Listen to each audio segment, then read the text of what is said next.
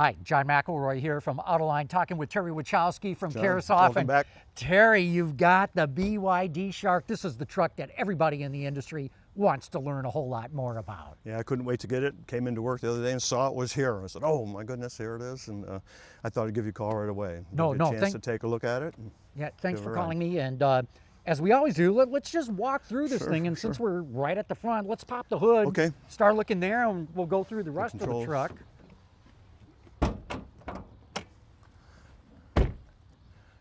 So internal combustion engine, there's no frunk on this thing. And I mean, do you know much about the engine yet? I know 1.5 liter engine. It's a parallel hybrid type architecture. So we've got large batteries inside, 29.5 kilowatt hour battery pack, blade type battery, same as is in the BYD Seagull. So, and you know, this is the architecture that they've set up for this truck. So gas goes in that side and electricity goes in this side, and don't confuse them. And, That's you're right. doing all right. Let's take a look at the bed on this thing.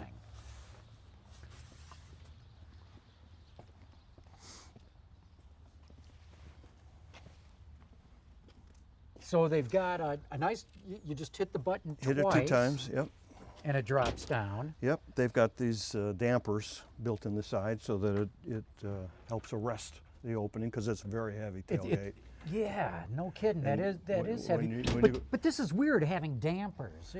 That's not what anybody else uses, is it? No, usually there's like a torsion spring. There's a big rod in there that gets wound up when you close it and opens. This, they're just letting gravity pull it down, and they're arresting that with these dampers. But I'll tell you why I don't like the dampers. You know, I'm loading stuff in my truck. I'm loading steel and wood and rocks, and these things could easily get damaged. Yeah, and they're expensive, and they only help in opening the tailgate. Yeah, because they don't help at all, because go to close it, and sucker is not the lightest thing. That's really heavy. And then it looks like they copied Ford here, right? Almost. It looks like the exact same part number to me. To be able to step up into the. Yep. But there's no grab handle or anything. They don't have the handle, the auxiliary handle. It just looks very similar. The whole design of the tailgate is similar to a Ford tailgate. You can see where a benchmarking, had been done, and they use that as a guide for their design, right down to the very part. However, these are heavy, and with this arrangement, closing the tailgate it takes a little bit of effort. Now I do see this panel here, so you've got electrical outlets, which is great to have. That especially with a hybrid, you can have the power that you need to run tools and the like. Yep. And they've got a dome light arrangement, and just one tie down, one on each corner. Yeah. Too low, too high. Not bad. A lot of trucks get into tie-down wars. How many tie-downs can you put in the bed? Right. Yeah, clearly they skimped on the tie-downs, because I think most truck owners like having more than what they've got here. Yep. Let's take a look inside in the back seat.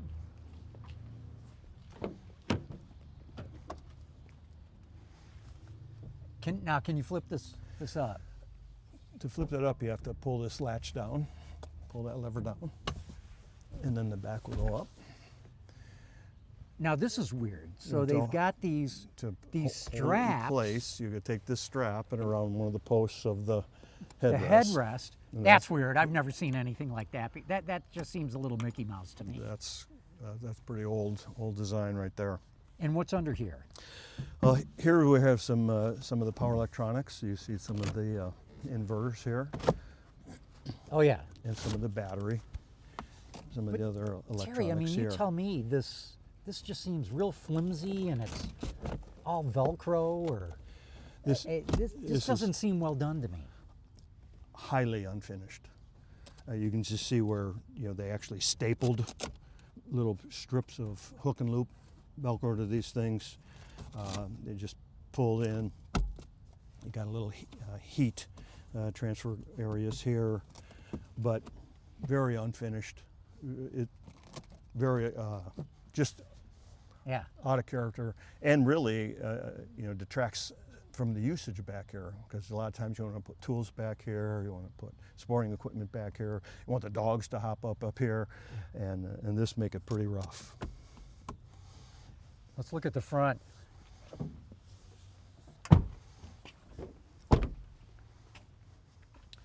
Now this is a whole lot nicer. Yeah, for as much as this falls short of expectations, this is really pretty nice. Good execution up here. Very nice. You know, I love these grab handles on each side. And I'm guessing that they have one even on the driver's side, because we know that they're selling this in Australia and New Zealand. They're going to have the steering wheel here. So they must have just decided we're going to put grab handles on both sides. Yep. Because, you know, if you got your hands on the steering wheel, you're not going to be grabbing a grab bar. Yeah, you don't need it, and it's but it gives you the symmetry in the design. To me, it takes a little bit of the spaciousness away, because you feel just a little bit closed in here. But it's well done, really nicely executed. The stitching. The other thing I see is, you know, we've got grab handles up here, but not one on your side, even though there's the indentation in the headliner to take one. I'm guessing, again, that's for a right-hand steer, That's right. export market. Yep. You know, they'll have the grab handle on that side, and they decided not to tool up two different That's headliners. right. Yeah, just keep it this way, and sure you can just blow it in right through here. And then you'd most likely get a different pillar here, where you get a grab handle here and not one there. Yeah. Cool. Well, look, let's button this thing up. I know you got a hoist inside. Let's take it in there, and I'd love to see what's underneath. Yeah, take a look underneath it and then take it for a ride. Okay, great. Terry, I can't wait to see what you've got to say about the underside of this truck. Why don't we start at the front and just start walking backwards and see what we see. And I've got a lot of questions. So looks like they got a pretty good skid plate here. Yeah, they've got a skid plate, good protection, underbody protection for off-roading, that type of thing. And also, when you have an EV, underbody thermal and aero is critical. Yeah. So underneath the vehicle anymore, they're just all covered, and you can see it here. But this is doing dual duty because it offers the protection for the truck. Other thing I'm surprised to see is unequal length A-arms, front suspension here. Yeah. And not only do we have double Coil A-arms, shock. what is this coating that they've got on the lower arm? You see a lot of coating on the whole undercarriage. It's everywhere, and it's really interesting, because you'll notice that on the frame, the coating is wax. It's paraffin. And the only other OEM that I know that uses wax for their corrosion protection is General Motors. Why wax?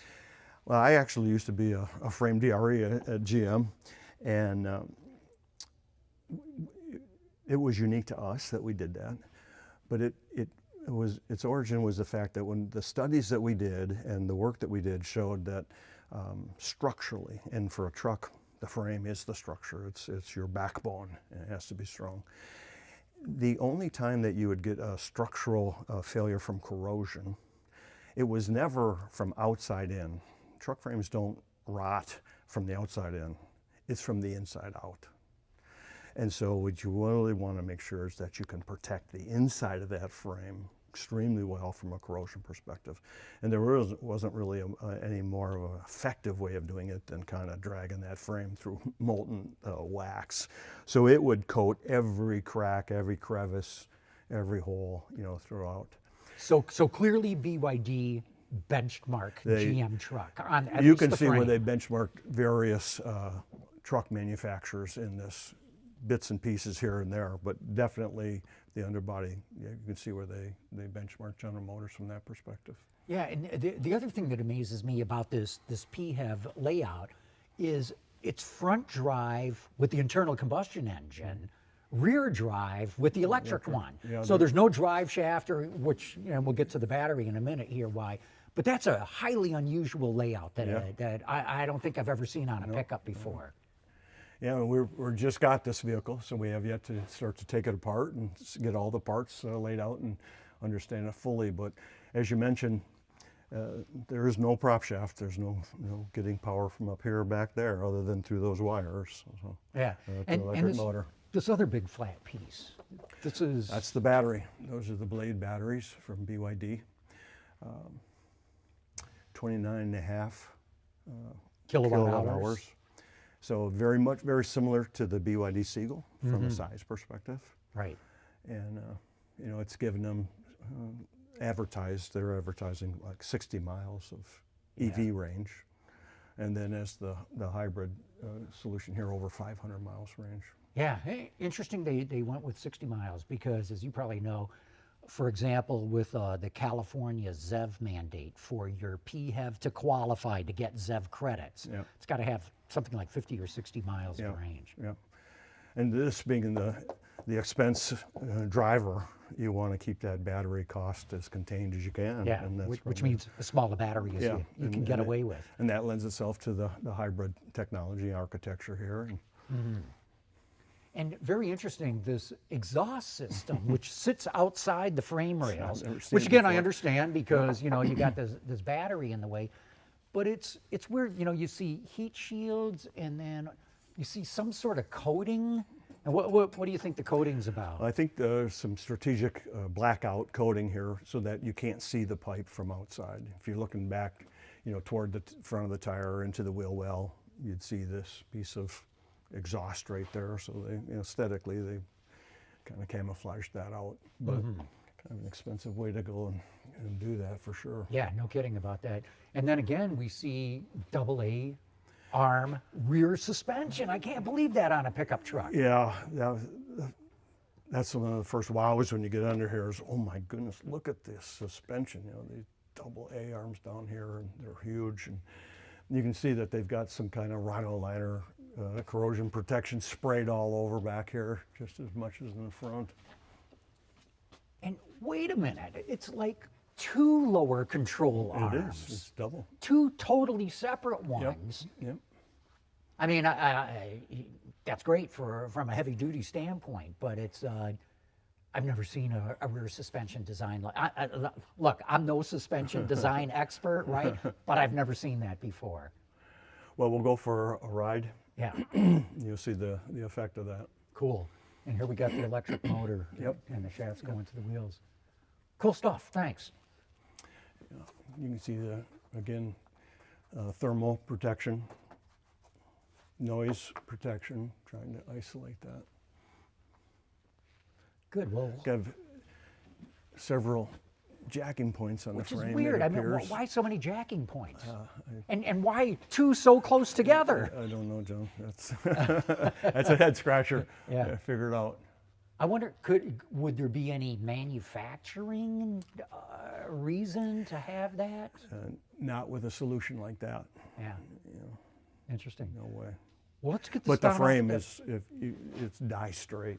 I mean, look at it. I said this engineer had a straight edge for a tool, man. That's the straightest frame rail I've ever seen. Well, let's get this thing off the hoist. I'm dying to get in and drive Okay, it. good.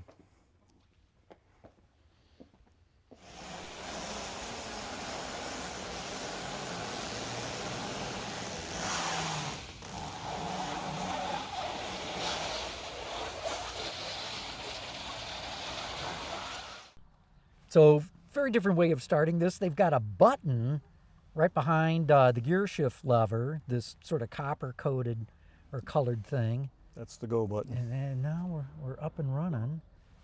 And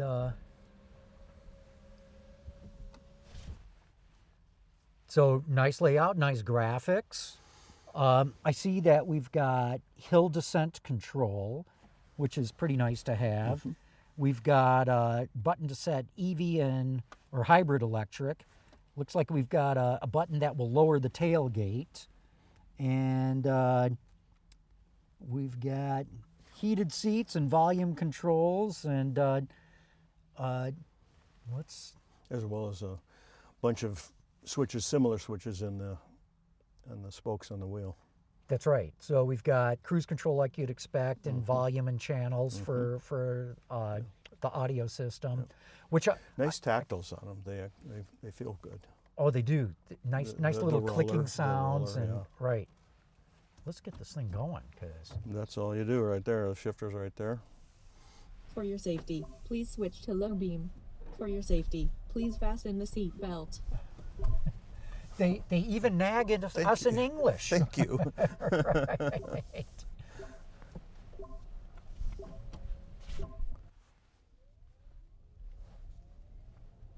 Well, with the windows all up and with the nagging off, it's a nice, quiet vehicle. But you know what I want to feel? Let's put it in hybrid mode too, so that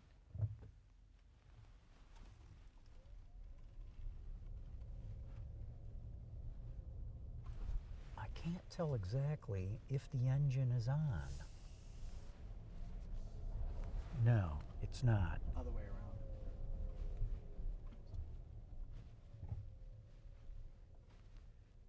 Okay, I don't see anything going into anything on the dash or nothing showing me that. Right here. It changes from HEV to EV. Okay, You're in there all we go. EV right now. Okay, There now it we're is, in HEV. hybrid mode. Yep.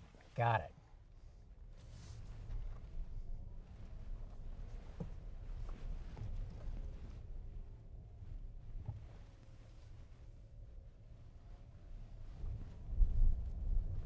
That's pretty good because this engine's awfully quiet. Mm-hmm.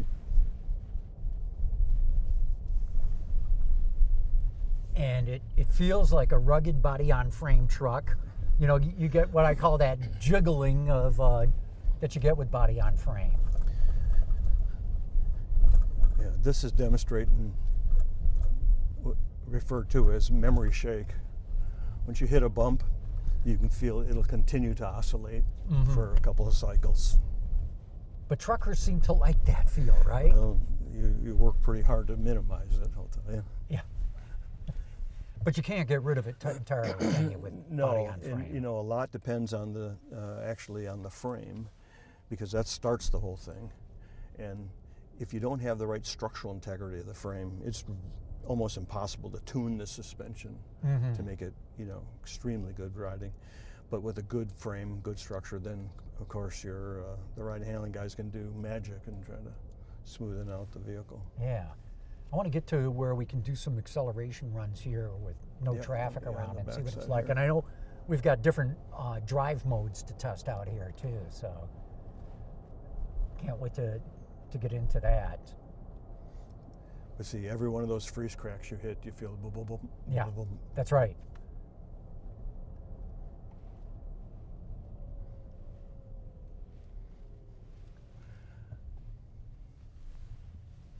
Okay, here we've got a fairly smooth stretch.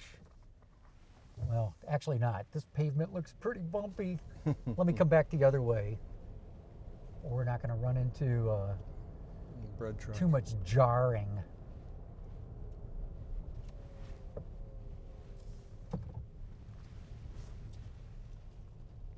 Okay, so this is going to be off the line in normal mode. We're at 0 stomp on it. So a little bit of lag there in HEV mode, and that's normal.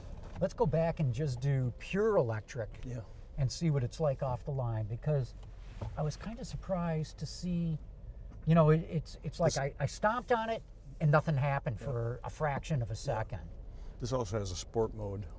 Yeah, well, we'll get to that. Let's just try pure electric in normal, and then try going into sport.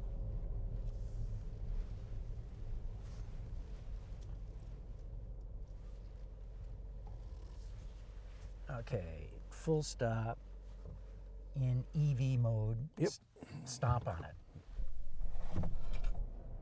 Ah, very interesting. There's some like judder in there. Did you shudder. feel the drive line was vibrating on the mounts there? Little judder. Uh-huh. Yeah, so I was not impressed by that. How do we get into sport mode on this?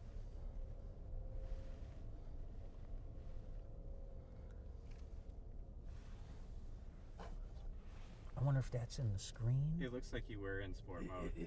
Oh, now it automatically went into sport mode. The first time you floored it. Oh, that's what triggers it? Just your pedal input? At the top, that top ribbon, that's going to be Oh, it says sport. and what mode you're in. Yeah. And John, if you look at the wheel at the bottom, the left side. Yeah. Oh, there's mode, There right. you go. Yep. So Now do normal EV. Normal EV. Right, Okay, there here we you go. go. Stomp ahead. on it. You know, there's a hesitation there that you don't get in other electric vehicles. You know, I stomp on it, there's a pause, and then it starts going. And it's, and that's interesting, getting a little bit of a squawk out of a wheel in that turn there. Okay, so now let's try pure EV in pure EV in sport mode. Right. And see what the reaction is. That should have been what you were in when you got that shutter. Let's try it again. Yeah. Okay, There you sport. go. Sport mode, dead stop, EV mode. Let me stomp on it. Not bad. I mean, this is not going to thrill anybody, I don't think. But what are your thoughts, Terry? Well, it's like any EV. You get that instant torque. You get an acceleration that's pure EV. Is it, neck snapping? No, but it's still pretty good It's acceleration off the line. You know what I find is a 20 mile an hour roll is a good way to see what you're going to be like, because not many people are going to be doing Right. just flooring it right off the line. But at 20 miles an hour, and let's get up to 20 and I'll hit it. Okay, at 20 right now. Decent, but look, it's a work truck, right? Yeah. It's supposedly going to be Yeah. a work truck. This is Yeah. not a sport vehicle. Sport mode is decent, but it's not going to thrill But if you're going to anybody, I pass don't or think. overtake somebody, that's pretty good responsiveness. And That's right. get you up and going. There's not a lag, and you're waiting for it to go, and you're wondering, did I do the right thing here? Right.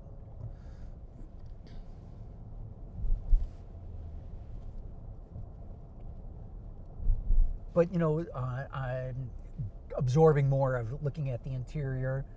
It's clean. Mm-hmm. It's modern looking, without Very. being too futuristic. Yep. Because truck buyers very conservative. They don't want.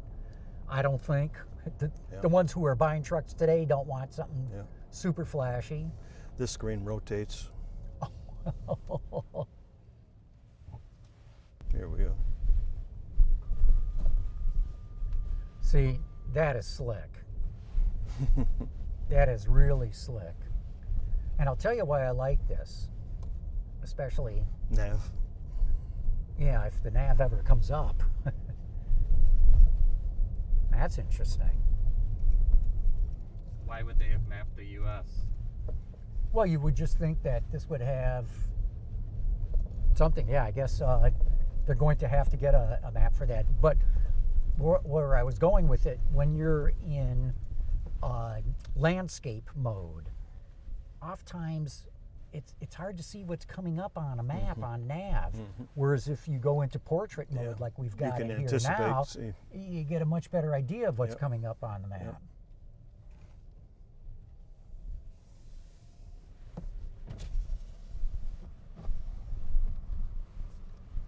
Well, very interesting. Yep. I'm sure glad I got the chance to drive this thing, because so many people really want to know about it. But let's get out, and I'd love to get your closing thoughts on this.